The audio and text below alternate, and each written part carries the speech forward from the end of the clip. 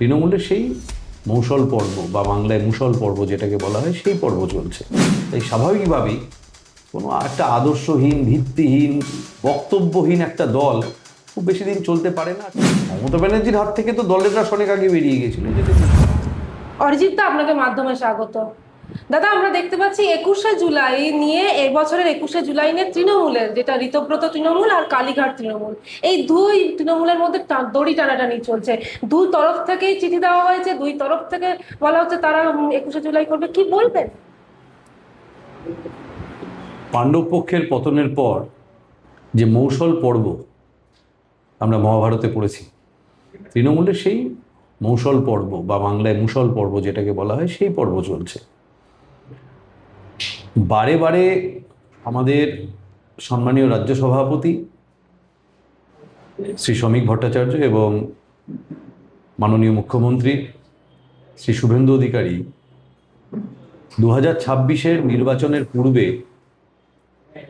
প্রকাশ্যে বহুবার বলেছিলেন যে এই নির্বাচনের পরে তৃণমূল সরকার বিদায় হবে এবং তৃণমূল দলটার কোনো অস্তিত্ব থাকবে না। ওনারা দীর্ঘদিনের রাজনীতিবিদ এবং রাজনৈতিক প্রজ্ঞা থেকেই, রাজনৈতিক দূরদর্শিতা থেকে ওনারা এই বিষয়টা খুব স্পষ্টভাবে বুঝতে পেরেছিলেন। কারণ কয়েকদিন আগেই যেটা আমাদের সম্মানীয় মুখ্যমন্ত্রী বলছিলেন যে একটা দল তৈরি হয় আদর্শের ভিত্তিতে, তার কিছু এজেন্ডা থাকে, তার কিছু বক্তব্য থাকে যেটা সমাজমুখী, জনকল্যাণমুখী হয়। তৃণমূলের কোনো এজেন্ডা ছিল না। তৃণমূলের একটাই এজেন্ডা ছিল, প্রাথমিকভাবে সিপিএমের অপশাসনের বিরোধিতা। কোনো সদর্থক, তার অল্টারনেটিভ মডেল তৃণমূলের কাছে কোনোদিনই ছিল না। এবং মানসিক দৈন্যতার জন্য এবং মানসিক চৌর্যবৃত্তির যে ঝোঁক, তার সুবাদে কোনোদিন সেই অল্টারনেটিভ মডেল তৃণমূল তৈরিও করতে পারেনি। তাই স্বাভাবিকভাবেই কোনো একটা আদর্শহীন, ভিত্তিহীন, বক্তব্যহীন একটা দল খুব বেশি দিন চলতে পারে না। আর চললেও যতদিন মানুষের দয়ায় সরকারটা টিকে ছিল, ততদিন পুলিশকে দিয়ে কন্ট্রোল করে টিকে ছিল। যে মুহূর্তে পুলিশ প্রশাসন হাত থেকে বেরিয়ে গেছে, কর্পূরের মতো উবে যাচ্ছে ধীরে ধীরে। কেউ কাউকে মানে না, আসলে কেউ কাউকে মানতও না। মমতা ব্যানার্জির হাত থেকে তো দলের রাশ অনেক আগে বেরিয়ে গেছিল। এই যে দেখুন, মমতা ব্যানার্জি কৃপাধন্য এক সাংসদ মহুয়া মৈত্র, তিনি একজন সাংসদ, সর্বোপরি তিনি একজন মাতৃশক্তি। তার যে মুখের ভাষা, মানে একটা অকল্পনীয়। যে কোনো একজন মানে মায়েদের মা বলে আমরা যাদেরকে আমরা শ্রদ্ধা করি, সম্মান করি, মা বলে, বোন বলে, তাদের মুখ থেকে এই ধরনের ভাষা। ঠিকই আছে, তৃণমূলে থাকলে এই ধরনের কালচারই তৈরি হয়। আমরা ওনাকে সেই নাটক করে বাসে উঠে অজ্ঞান হয়ে আবার চোখটা খুলে একটু টুক করে আবার চোখ মেরে দিতেও দেখেছি আমরা। তো এগুলোতে উনি সিদ্ধ হস্তা। আর বিগত দিনে কল্যাণবাবুর সাথে ওনার যে সুভাষানুবাদ, এটা তো আমরা দেখেছি। এটা তো মানে মুখরোচক চানাচুরের মতো রাজনৈতিক এবং সামাজিক মহলে ছড়িয়েছে। তৃণমূল দলটার আসলে মানে ব্যাপারটাই এরকম, অত্যন্ত নিম্ন রুচির। এমনকি উচ্চ মেধার লোক এই দলটায় গিয়ে নিম্ন রুচিতে পরিণত। এটা একটা অদ্ভুত, মানে একটা ধ্বংসাত্মক অ্যাটমসফিয়ার এই দলে। যে হ্যাঁ, অনেক শিক্ষিত মানুষ গেছেন, অনেক উচ্চ শ্রেণীতে বিচরণ করা মানুষ গেছেন, তারাও গিয়ে ওই বলে দশচক্রে ভগবান ভূত, আর এই তো পাপ চক্র।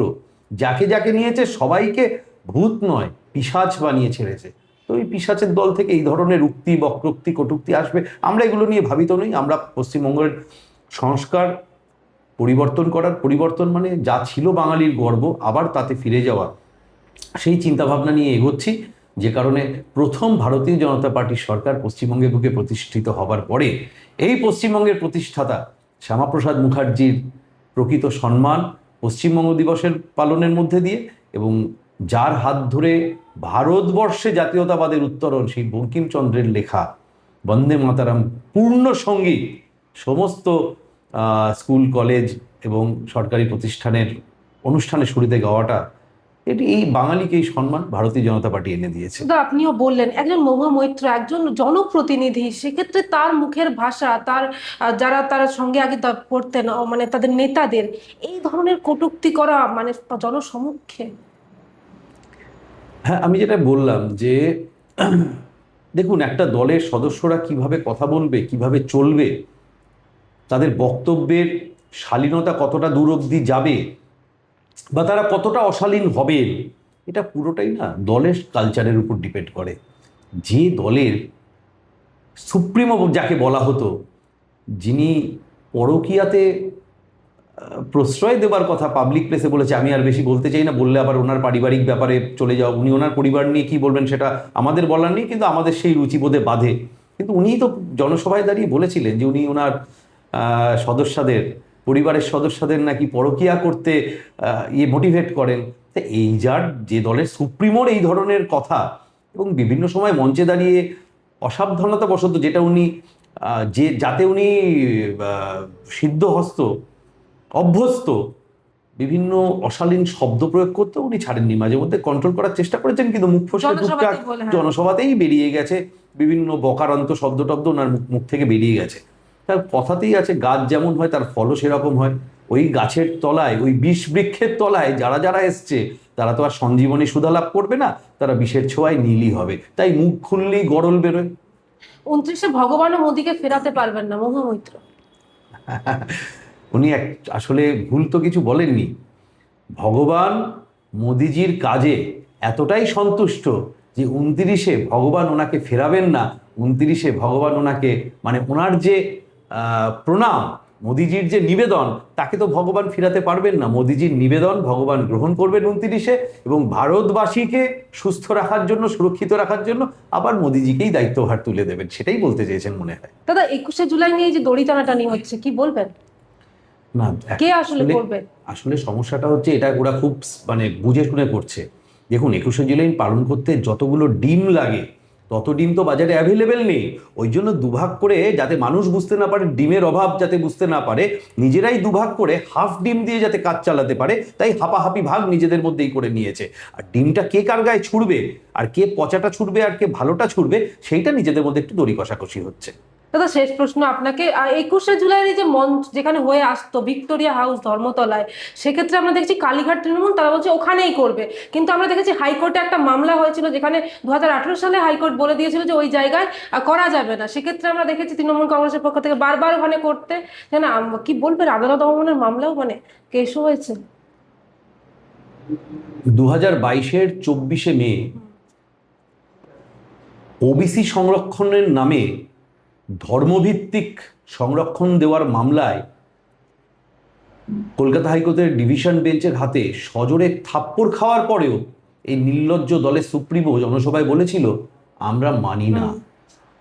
উনি তো বরাবরই এই ধরনের আদালতকে অবমাননা করার যে প্রবণতা, এটা বরাবর ওনার মধ্যে দেখা গেছে। আদালতটাকে উনি আমার জানি না উনি কি মনে করেন, আমার ধারণা আদালতটাকে উনি ওনার খেলার মঞ্চ মনে করেন।